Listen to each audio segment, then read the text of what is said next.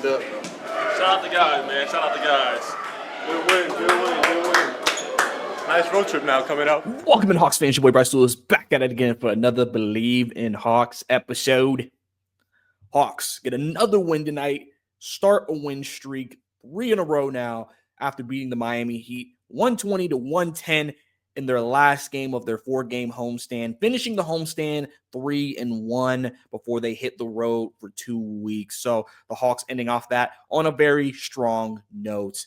Jalen Johnson continues his impressive play with another big game against the Heat and another game where the Hawks don't need Trey Young scoring, but his passing was the most efficient and also probably one of the biggest parts of this game, the ability to be able to find his teammates and so on and so forth. So we're going to get to all that on this episode of Believe in Hawks. I appreciate you guys tuning in to another episode. Obviously, the first time watching Believe in Hawks. If you enjoyed this episode, subscribe to the channel, like the video. I always appreciate all the love that you guys show to me. Let's do the same thing. Leave a rating, leave a review on the pod. Tell your friends about Believe in Hawks. Let them know about this up-and-coming Atlanta Hawks podcast for the Believe Network. And yeah, guys, so, we going to continue to do what we do here. And like I said, appreciate you guys tuning in every time. But yeah, like I said, the Hawks get a good win get a good win this late afternoon, evening against the Heat. They play at 3 o'clock today. It was on NBA TV or on Bali.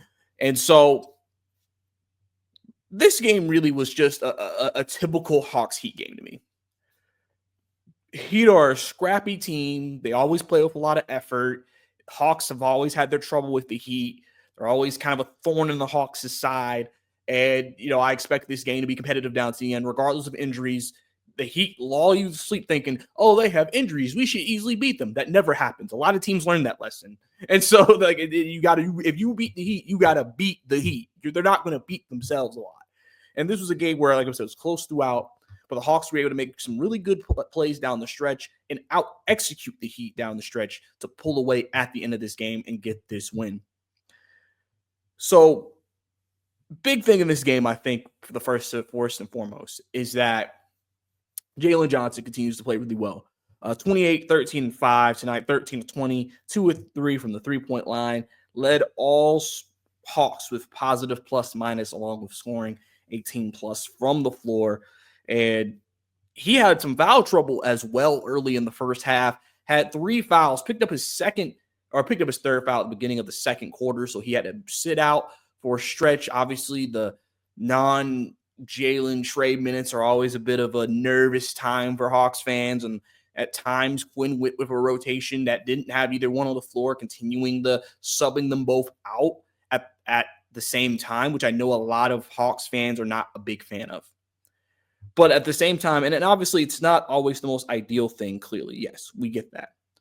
But I understand why Quinn Snyder does it, because he understands as this team continues to grow and develop, there are going to be times you will not have Jalen Johnson or Trey Young on the floor. It just happens, whether that's due to injury, foul trouble, rest, whatever. And so they need to be able to at least get reps in, trying to execute offense and trying to operate without one of them on the floor. And I know, like I said, that can be an adventure, especially with them having the backup point guard position very much in flux, kind of unsettled there. Brett Siegel reported for Clutch Points that the Hawks are looking for a potential cheap point guard to bring in to back up Trey Young. He mentioned Javon Carter as one guy, and I'm sure there's other guys maybe also on the market, but I'll get more into that in a second. But they basically ran a rotate lineup out there. He basically ran Keaton Wallace, Garrison Matthews, or Vic Krejci, Zachary Richeche, DeAndre Hunter, or Nance lineup out there at times in this game. And in the first half, it was a bit of a struggle. First time they did that lineup, I think the Hawks lost that -7 quickly. So I think, that was obviously tough. But I think in the second half, they were able to actually extend the lead and hold on to it, kind of keep it even in the second half when Trae and Jalen were both out. And that obviously was big as the Heat were kind of like staying in the game throughout the game. And you know how, like I said, it goes with this team. Just fight. They just want to stay in it, make it ugly if they can. And just that they feel like, hey, maybe guys like Tyler Hero and guys can heat up, and that can get them over the top. So I think, those are always going to be journeys for this team, but I understand why Quinn does it, even though it's not the best, right? Especially when you don't have certain guys like a Bogdanovich who also can handle the ball a little bit. He's out right now. So, and Dyson was out due to an illness before this game, so he didn't play today. So two guys that you may have trusted to handle the ball a little bit weren't even playing in this game. So you had to go to your deeper end of the bench for that. Another thing I think that stood out in this game today was I think this game, the Hawks, like I said, this streak that they've been on has been more reminiscent of the 6-game win streak, the way they've played, good defense, not either winning or not losing the 3-point battle by a lot. Trey Young, again, only had 11 points this game, had 15 assists, high number of assists. Jalen Johnson did really picked it up offensively. DeAndre Hunter continues his excellent play. Garrison Matthews gave you 18 points. Larry Nance gave you 10 points. So you're getting high bench production. Jalen Johnson playing well. Trey Young dominating in the passing and playing strong defense. And like I said, not losing the 3-point battle. I wish today they actually won the 3-point battle. They outshot Miami 15-13 from the 3-point line, shooting 41%. They shot 51% from the field, the Hawks did in this game. So they were obviously the better offensive team today against the Heat, which shows. Especially without Jimmy Butler for them. Your offense pretty much is generated through Bam Adebayo and Tyler Hero, because guys like Terry Rozier and Alec Burks are sometimes very up and down for the Heat. And luckily, they both were off tonight. So that helped the Hawks. Hawks also only had 11 turnovers in this game. That's something that has also been a thorn in the Hawks side in some games this year. They'll turn the ball over at high rates. Tonight, only 11 turnovers in this game. That's obviously really huge because when the Hawks play cleaner basketball, they play better basketball. And you can say that for any team in the league. But the Hawks truly sometimes become turnover machines. And then that's what leads to them getting into the holes they get into or losing leads.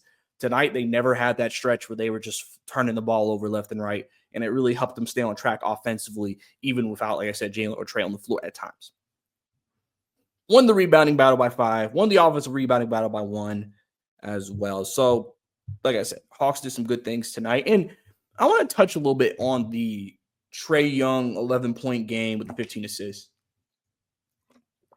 Because, obviously the game was on NBA TV and Sam Mitchell was talking about the Hawks on there. And he was talking about how he thinks the Hawks can be dangerous around playoff time, especially if they're healthy. That's obviously the key, be healthy, right?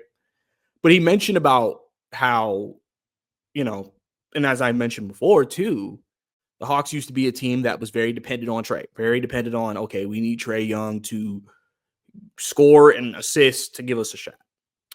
And this was a game where, again, Trey Young did not have a great offensive game today. He didn't. But they were still able to generate offense through his playmaking, through Jalen's playmaking, and through other means, and find scoring from other guys, which allows Trae not to feel the pressure of, I have to go crazy tonight for us to win. And so he basically was just like, that evolution of this team has really made them dangerous. Because he said, honestly, when you get to the postseason, it's about matchups. And he's like, there's going to be certain teams the Hawks match up well with. And the ability now to know Trey Young doesn't have to necessarily go crazy for them to win those games could be big for them. And so bouncing off of that, I've always talked about that's been one of the biggest goals, I think, of this season. Being able to identify and develop an identity and a play style where we're obviously, yes, the Hawks are going to be at their best when Trey Young is on the floor and Jalen Johnson is on the floor. But be able to now say, hey, Trey, if you don't have it going tonight, it's not the end of the world. Remember something. When Trey Young, before DeJounte Murray trade, when Trey Young was here, it was very Trey Young dependent. You would hope you get big contributions from John Collins, Kevin Huerter, Bogey, guys like that, right? Because those were the guys you hoped could give you some offense and kind of come along for the ride with Trey Young and everything like that. But when Trey had an off game, it was tough for the Hawks to win because, could you rely on those guys to be able to be relied on in those moments to step up? When you traded for DeJounte, you wanted to have another guy who could score the ball. That was successful, but it also hurt you tremendously on the defensive side of the ball. So I think now what they've done is they've put the right type of players around Trey to help him in his playmaking. But at the same time, these players are also now able to do a little bit themselves and be able to create a little bit and help with the ball movement that they've been trying to establish all season long with another 32 assist game today. And now, especially with Jalen coming along and emerging, especially again, this is the second straight game where Jalen had a mismatch. Miami really doesn't have a guy who can guard him, maybe outside of Bam and Adebayo. Outside of that, I mean, Miami did some zone in this game. They tried to, throw some different things at the Hawks, but Jalen Johnson was able to beat it. And especially when they went zone, because he's in the middle. He's going to be the guy in the middle. He's the connector, as I like to say. Because I always say that when a team plays zone defense, you have that middle guy, which is usually your big, or I like to call him a connector, a guy who can pass out of that spot, right? But Jalen also can score from that spot. And so Jalen Johnson kind of killed him from that spot, and they tried to go back to man-to-man, still would get switches, hero on him, and things of that nature. And he was able to take advantage. And just knowing that you have a guy who can kind of do that for you on the floor is extremely helpful to what the team is trying to do and what they're trying to continue to do as they move forward for the season. So, I think that growth that they've made with Trey Young not having to feel like he has to carry the offensive load every night has been huge. Now, obviously, I've mentioned before, when you play against some of the best teams in the league and you're playing in higher stakes games, that's where you kind of expect your stars to do their thing. But I think it's important, especially to just be able to develop that chemistry and develop the ability to say, if he did have a game that he was off, it won't be the end all be all of us or our season or that particular game, right? Because clearly, Knicks played better. I mean, Bucks. I mean, that was probably one of Trey Young's best games against the Bucks because you're in a higher stakes game, so yeah, you're gonna get your star playing his best ball. But I think that is something that Quinn has really tried to help, because obviously he knew we're getting rid of DeJounte. We have to figure out how to still generate offense, even if Trey Young isn't going offensively.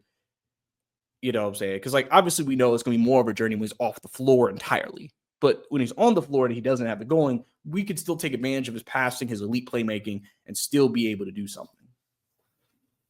And especially with the injuries they've had recently with Bogey out and Okongwu out, Larry Nance and Garrison Matthews have stepped up big for the Hawks. I mean, Garrison had a strong night tonight after they're having the showing he had against Chicago. It happens. Those nights happen. It's not the end of the world when it happens. I know some guys get upset when a player doesn't play well in a game, but he bounced back tonight. He dunked tonight. Garrison Matthews attacking the rim. I love it. I mean, showing that he has more to his bag than just shooting the ball, because he usually just hangs around and lives at the 3-point line. But showing, hey, if I have a lane, take it. I go in there, attack the basket, and I love that. And they mentioned it during the game that that's something that Garrison has been working with the coaching staff, a development coach. He's been working on attacking the rim, off the dribble. Okay, they chase you off the 3-point line.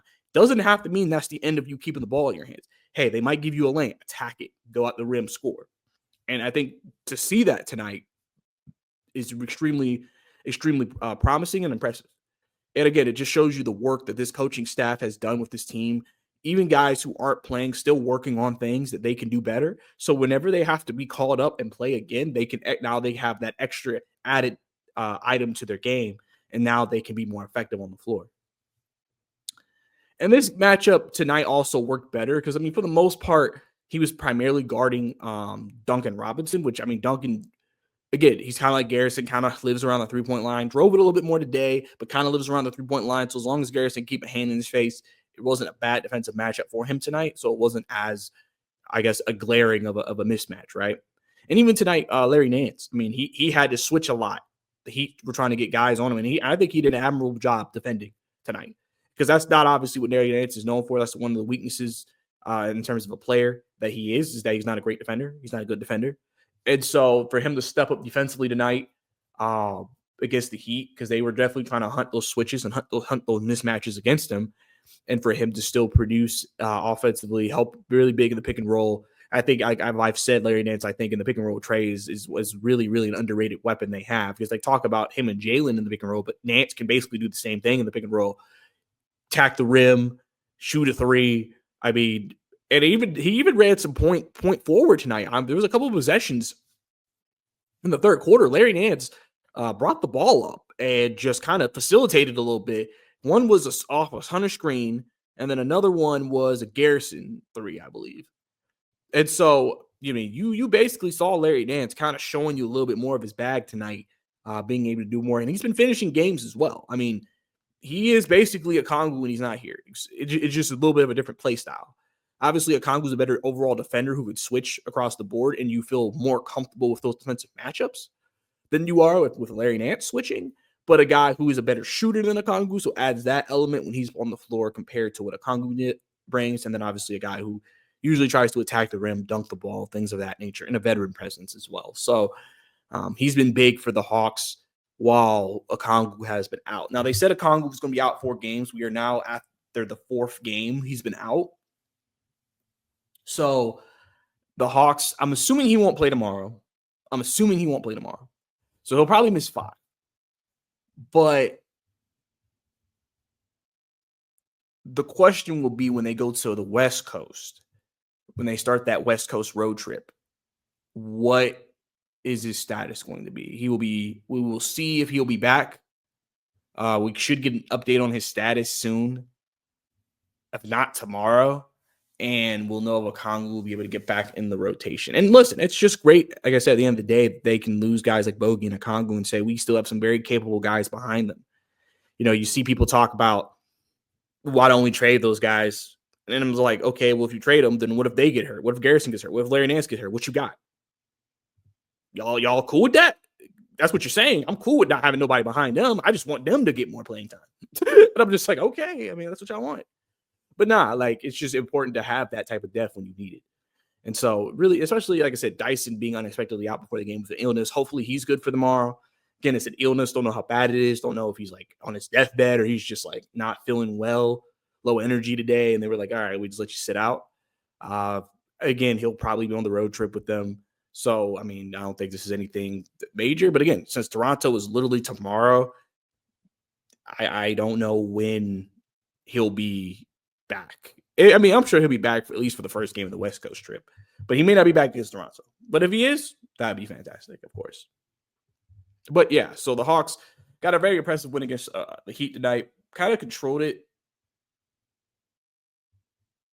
from start to finish, and kind of kept them within arm's length for the most game, and were able to, win the game. So really big for them. Like I said, Trey Young, 11-15, continues to show the playmaker. He made some really good passes early in the game. Trey Young always constantly reminds you of how good of a passer he is, I think, in these games. Like, just the passes he can make, the guys he can see, just really can be so effective because it just he can give you those extra bit of points from finding a guy off a tough, difficult pass, a difficult angle. And because a guy ends up being wide open, but it's just a difficult angle to take the pass from. And Trae can make it look as seamless as possible. And so, he has done his thing. And even with that, I mean, he had the second highest plus minus of 17 plus from the floor, even with the not great offensive night that he had. So that kind of showed you what Trey Young was bringing to the table. Like I said, Jalen Johnson, 28, 13, and 5 tonight. Can we get Jalen Johnson All-Star game? Can we have All-Star voting right now? Can y'all vote for Jalen Johnson, please? Jalen, listen, there's a lot of injuries in the East this year. So Jalen Johnson has a great opportunity to be able to get there. And so, listen, he has played tremendous in these last 2 games. He's been huge for this team. And, him playing the way he's been playing, man, it's just been wonderful. Just to be able to grow and develop into the player he's became. And like I said, the fact that this man isn't even a finished product yet just makes you wonder about the possibilities of how high his ceiling can really go as a player overall. Ricochet tonight, 9 points, 4 rebounds, 1 assist. Ricochet, after having that competitive, energy-filled performance in Chicago, tonight had moments, but again, and tonight he was more aggressive. One thing I will say, Ricochet was more aggressive tonight still. And you like to see it. You like to see the aggressiveness from the Rook. You want him to be confident. You want him to just show the defense, I will attack if there's an opportunity to attack. And like I said, we know it's a journey offensively for him. But, he had 27 minutes tonight. Ricochet has been getting between 17 and 22 minutes on a nightly basis. So to him to get 27 tonight, and then obviously, again, that also has to do with Dyson being out. He's been aggressive. He continues to work. And I think the Hawks and Quinn will live with that because of the aggressiveness. Because when you're out there, you have to show the defense you are a threat. Do not make the defense feel like if we just put a hand in his face, he'll give it up and won't do anything. Ricochet shows aggressiveness. Defense has to guard you, and that can help with the flow of the offense. And it also help with spacing. Krejci tonight, probably the most shots he's gotten up in the game in this season. He got up 6 shots tonight. And that's not a lot to people, but y'all know Rick Krejci don't put up shots like that. And listen, he only made 1 3, hit 2, only had 2 shots total. But just the fact that he was willing to take those shots. Again, that's something they've been trying to preach to a guy like Krejci. Hey, take those looks. Take those open looks, man. Because you got to show teams that you're willing to take that shot. Now, obviously, teams may sit here and say, we're going to leave Krejci open. And so we'll have to see how that goes. And obviously, that's something Krejci, I'm sure, is going to get in the gym and work on his shot, try to get that 3-point shot up.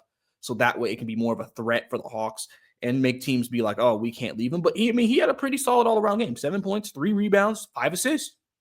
And I think tonight you saw, with Keaton Wallace playing, Vic kind of played more of the 2-guard playmaker instead of the 1-guard playmaker, the point. And I've said that he is better in a 2-3 playmaking role because he's doing it from a different angle. He kind of did this thing where he attacked, passed out. When they did some zone, when they had that stretch when Trae and Jalen were out in the first half, he was attacking the zone, then finding a cutting Matthews. That's when he's at his best as a playmaker. Not hey, set up a play, let me run the show. That's not Krejci's strength. He is a quick decision maker. Go find the open guy, make a play, be a little shifty at times, and do stuff like that. So I think, this role is better for him when he's playing 2-3 and then asked to play make than playing the 1. Capella 6.7 rebounds tonight. This was a game where, again, Capella was just okay this game. I mean, the Heat really don't have a ton of size. And usually against the Miami Heat, Clint doesn't play a lot because Bam is usually going to finish games for them at times. If they don't want to go with Jovic or whoever at the end of the game, they'll have Bam at the 5. Usually this is like a Kongu game. Tonight it was a Nance finish game. Usually the Heat, it's going to be a Kongu or Nance finishing the game. That's just how it's going to be. Because Clint is the greatest matchup against Bam. So the Hawks are always going to probably go to that in these types of games. Like I said, DeAndre Hunter continues to be great. 26 points tonight, 8 of 14 from the field, 4 of 7 from 3. Just continues to play at a high level, man. DeAndre Hunter continues to really push for that 6-man running, to show people that he deserves to potentially, get that award. And it's funny because he'll be clouded with trade rumors.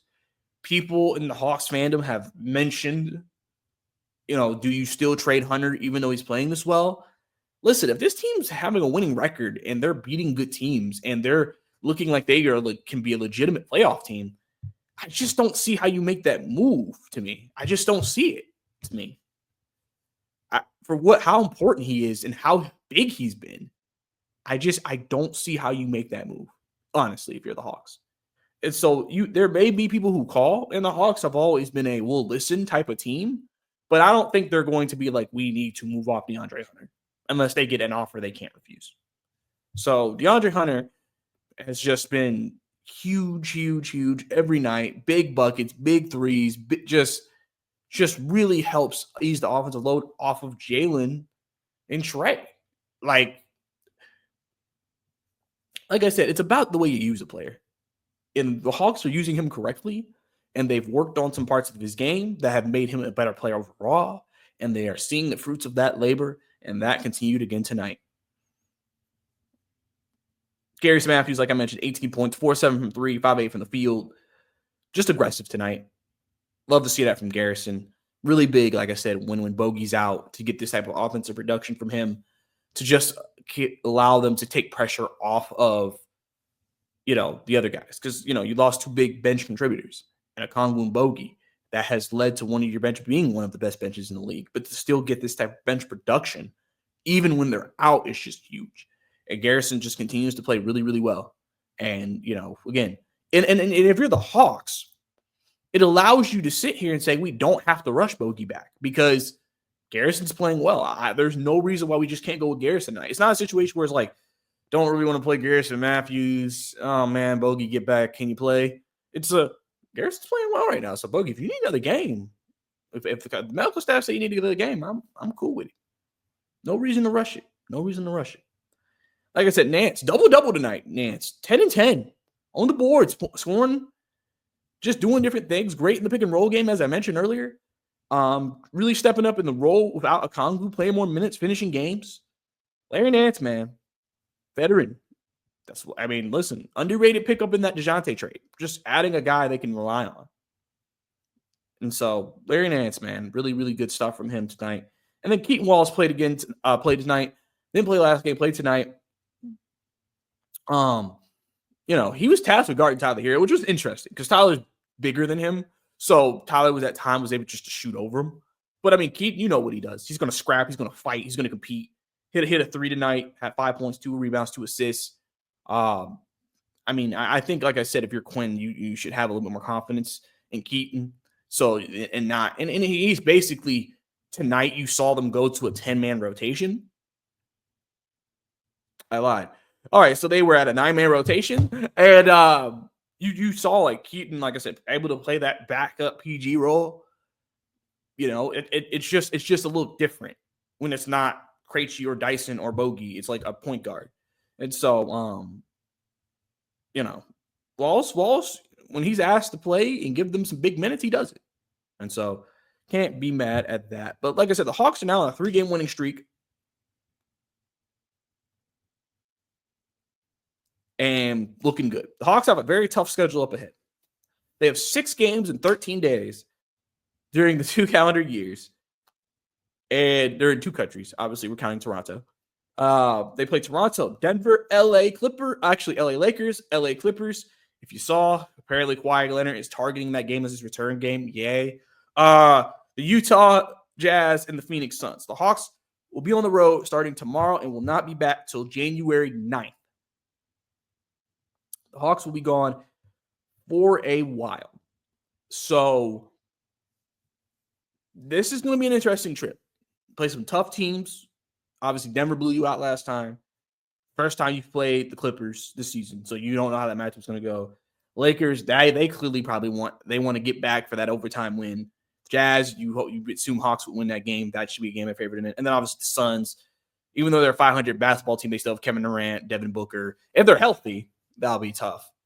So the Hawks have a tough game. Obviously, if you can get that Toronto game to start it off on a great note, that would be good. And then you're 18-15 going into that stretch of California, Denver, Utah, and Phoenix, games. So Hawks will not be at home for a while. You will not be able to attend a Hawks home game for a second. But we will, and you know what this means, guys? Late start times. Denver, 9 o'clock. Lakers, 10:30. Clippers, 10:30. Jazz, 9 o'clock. And Phoenix, 9 o'clock. So we're going to be doing some Late Believing Hawks podcasts because of that. Kaye. And so, yeah, man. So y'all Hawks fans got to get ready to stay up, man. Get past your bedtime, watch this team after Toronto, because every game basically going to be late for us on the East Coast. So, but I mean, really happy about this team performance today. Really good performance against the Heat. Hawks playing good basketball, man. Really turning some heads in the league and just continue that positive growth moving forward as they try to chug on in this season. But I think that's about it for me, guys. I appreciate you guys tuning into the Believe the Hawks podcast. Obviously, guys, don't forget, if you enjoyed this episode, subscribe to the channel, like the video, turn on the bell for notifications. Audio listeners, leave a rating and review. Appreciate all y'all. Follow me on Twitter, Bryce_2K. It's your boy, Bryce Lewis. We'll see you next time.